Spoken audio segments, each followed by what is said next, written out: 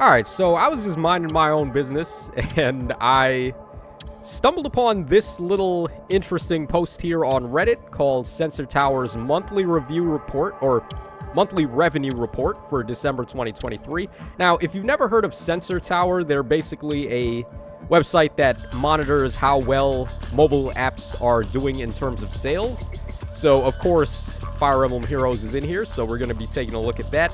Now, I wanted to do this because specifically for December, we got that really busted Christmas banner, which just seemed like a cry for help to most people. It was very obvious that the reason why they made the Christmas banner as power crept as it was because they wanted sales for the holiday season.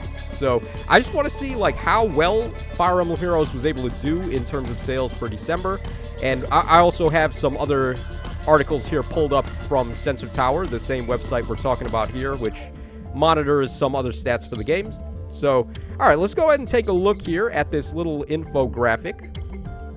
Okay, so let's see what kind of games we've got and what kind of revenue they've been pulling.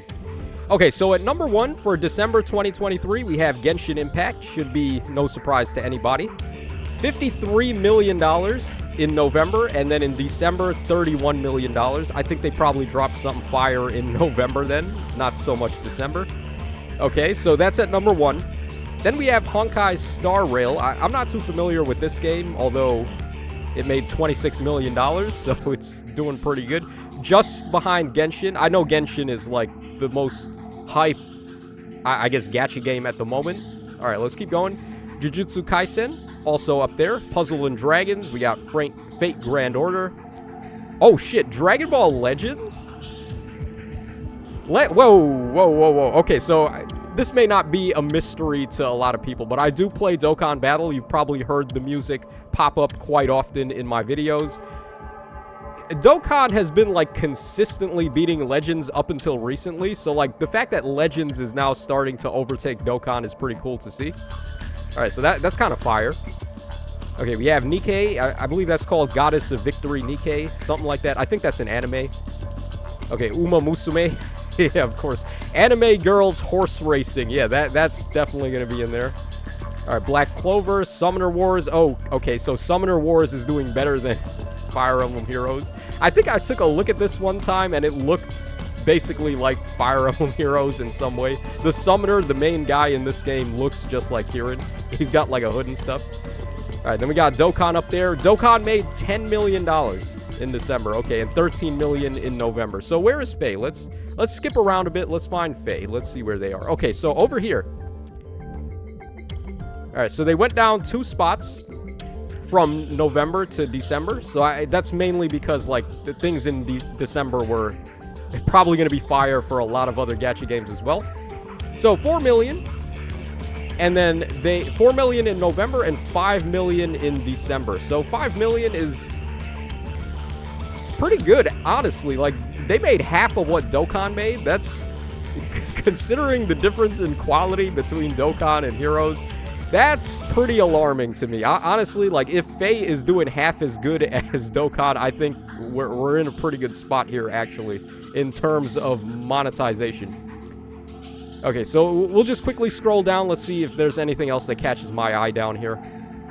Yeah, let me know in the comments, by the way, if you play any of these other gachas, and if you have anything you want to talk about for, like, December, like what kind of stuff they dropped in December. Because I'd be really curious to know, like, some of these higher ranking games, like what were they doing in December to compete with the other gachas? That'd be fairly interesting for me. Okay, so we took a look at this now. So it looks like Faye actually did pretty good for December. Way better than I was expecting. So now we head over here. This is the top charts. This is going to show us the actual, like, ranking where each app was ranked in the App Store during a certain date. And of course, I chose December 14th because that is the day that the Christmas banner dropped in Faye. So let's see here. So we got Suika Game all the way at the top. No surprise. Dokkan was all the way at the top as well. We got Minecraft in there. Should go without saying. Like, a lot of these popular stuff. Oh, shit. DMP was up there? Bruh. Yo, shout outs to DMP. They must have had a fire collab if that's the case. I used to play this, but then I dropped it because, like, you want to talk about power creep? Faye ain't got nothing on Duel Master's power creep. Like, the power creep in this game is just nonsensical. But I do have a very fond memory of the original release in English for this game, where they did like set 1 to 12, where, oh my god, that was probably the best TCG I've ever played in my life. So it's no surprise to me that Duel Masters is still very popular in Japan. Alright, let's keep going here. Okay, we got Monster Strike, another popular one. Dragon Quest up there as well. Alright, but where is Faye? FGO is over there. Got more Dragon Quest stuff. Clash Royale as well, interesting. Puzzle and Dragons. Rockman Dive. Okay, where is Faye, though? Faye, I thought Faye would be a little higher for especially this release here. Monster Hunter Now. I didn't even know Monster Hunter had a gacha. Alright, Dragon Ball Legends. Uma Musume again. We got another Dragon Quest game. Pokemon Go. Very interesting. I feel like Pokemon Go took a big hit with the pandemic because, like, less people wanted to go outside. So it's surprising to still see this making it all the way, like, rank 16 or whatever this means. We've got, like, 3 games per column, so I'm not sure, like, what this exactly is. Maybe this is, like, where they peaked during this time period. All right, let's keep going down here. Okay, 7 Deadly Sins as well. Interesting. Okay, so finally we found Faye at 22. I believe this means that they peaked at rank 22. Went up 87 spots for that Christmas banner. Yes, so as you guys can see, the Christmas banner was a resounding success to nobody's surprise, I guess. All right, now this is the final thing that I want to take a look at. This is going to show us the exact category rankings. We're on the United States App Store here. And we've got here, we can take a look at this little line graph to see, like, exactly where places were. And then, oh, dude, ratings and reviews. This is going to be funny. Oh, my God. Most free-to-play friendly gacha. Yeah, by Brave Ike. Yeah. In February 2023. Yeah, man. I don't know, Brave Ike. we might have to talk. Dude, I might have to do a video just reading 1-star reviews for the game. I feel like that would be a fire video to do. But not right now. We'll do that next, probably. Okay, I've wanted to do that for a while, though. Okay, so here we go. December to January 3rd, 2024. We're going to take a look at specific rankings for dates here. So, all right, rank 39 on the 4th of December. On the 5th, 38. All right, we got to 19 on December 7th. Probably, like, a rerun banner drop that was pretty good. I can't remember.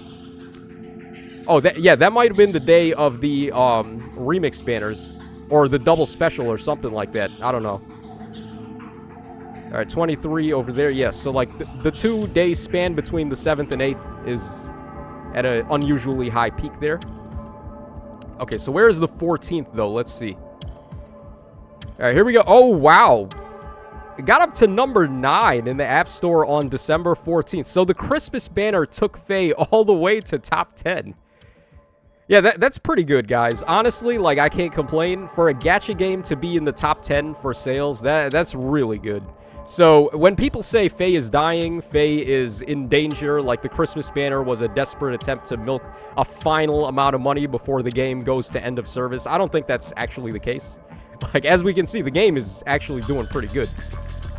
Alright, then number 16th on the 15th. Yeah, so, like, during this time period where the Christmas banner dropped, the game was actually flourishing quite well.